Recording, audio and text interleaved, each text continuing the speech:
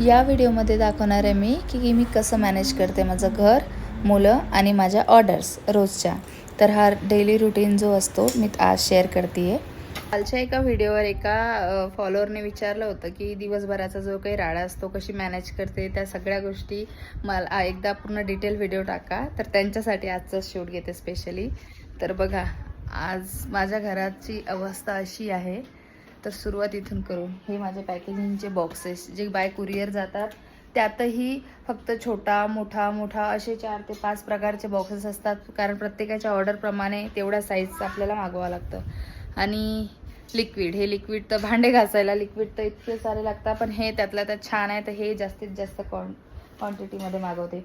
हे जे पॅकिंगचे जे आहेत मटेरियल जे काही लागतं मला पॅकेजिंगचं, ते सगळं बल्कमध्ये एकत्र मागवते. तर बघूया आपण काय काय आहे त्यात. 1 किलो 2 किलो अर्धा किलो. आणि राईस आता ग्रॉसरी तर सारखी सुरूच असते, फॉईल्सचे बॉक्सेस सगळं. त्यानंतर हे बघा, हे पिंपरीतून मी मागवलेले बॉक्सेस. त्यानंतर इथे पण पॅकिंग प्लेट्सच्या जितके ML काय काय आता इतक्या व्हेरायटीज आहे आपल्याकडे, त्यामुळे मला बऱ्याचशा खूप साऱ्या प्रकारच्या पॅकिंग लागतं. ज्याचं पॅकिंग प्लेट्स म्हणा किंवा मोठे बॉक्स छोटे बॉक्स असं भरपूर. आता हे मागवलेले आपल्या लाडूंचं, हे 2 भरलेले. त्यानंतर आता चिवडा वगैरे बनवणार ना आज, त्यांचं सामान काही आलं आहे काही नाही. अरे आई, हे दूध राहिलंच इथे, लक्षच नाही. हे बघा, असं लक्ष नाही राहत. फ्रीज तसं तुंब भरलेलं असतं. दह्याचा तर नॉनस्टॉप स्टॉक ठेवावाच लागतो. बघू शकता, दही, लिंबाचं लोणचं वगैरे संपलं, आता थोडं आहे. इकडे ठेपले, आता काही सखू येऊन बघितलं, सखूने काही केले, काही मी केले, काही आई शिकते, असं चालूच राहतं काही ना काही दिवसभर. आणि मुलं, राहिला प्रश्न मुलं सांभाळायचा. हे बघा, मुलं इकडे तिकडे डवरत आहे. कोणी म्हणतं टी व्ही लावायचा, कोणी म्हणतं खेळायचं, कोणी म्हणतं झोपायचं. नाही, झोपायचं तर विषयच नसतो आमचा. इकडे बघू शकता, इकडे चिप्स वगैरे घरून जे आलेले आहेत ते चिप्स इथे ठेवले आहेत सध्या, कारण घरात जागा कमी.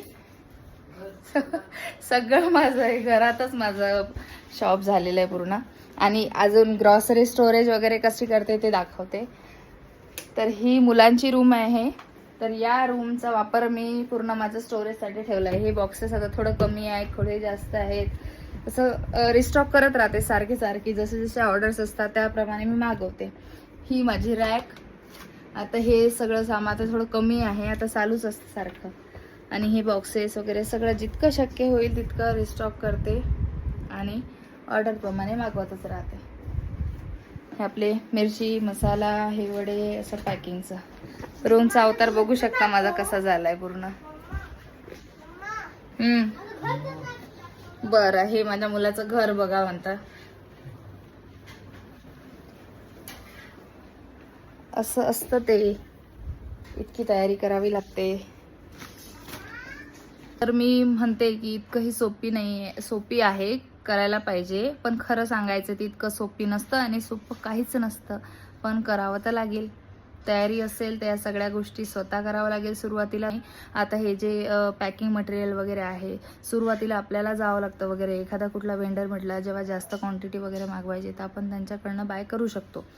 किंवा आता अशी परिस्थिती आहे माझी की मी डायरेक्ट त्यांना कॉलवरून डायरेक्ट लिस्ट वगैरे पाठवून देते त्यांना व्हॉट्सअपला, ते मला सगळं मटेरियल पाठवून देतात. तर शिवाय तेवढा बिझनेस पण असायला पाहिजे की तेव्हा एवढं आपल्याला क्वांटिटीमध्ये आपण मागवतो. आणि त्याच्यानंतर हाऊस हेल्प म्हणायचं तर माझ्याकडे 3 ते 4 बायका आहेत. त्या तासांवर काम करतात. एक पूर्ण वेळ घरातले कामं करते, जे कपडे भांडे घर पुसणं, बाळाला सांभाळणं.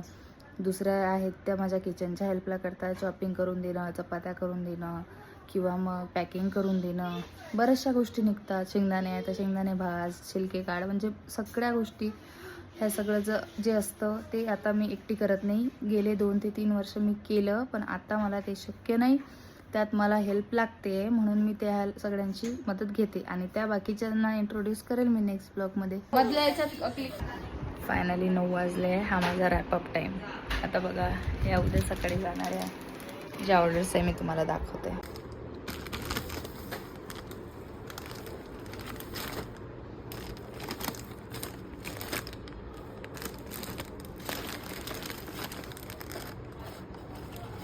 नानखटाई सगळे पॅक भरले आहेत.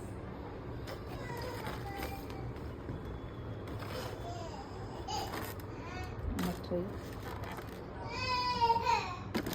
शंकरपाळी. ही केळी नाही, केळी आपल्या घरची आहे. नाही तर तुम्ही म्हणणार काय झालं, काय. बरं चला चला चला, bye bye, good night. Say good night. Good night, bye.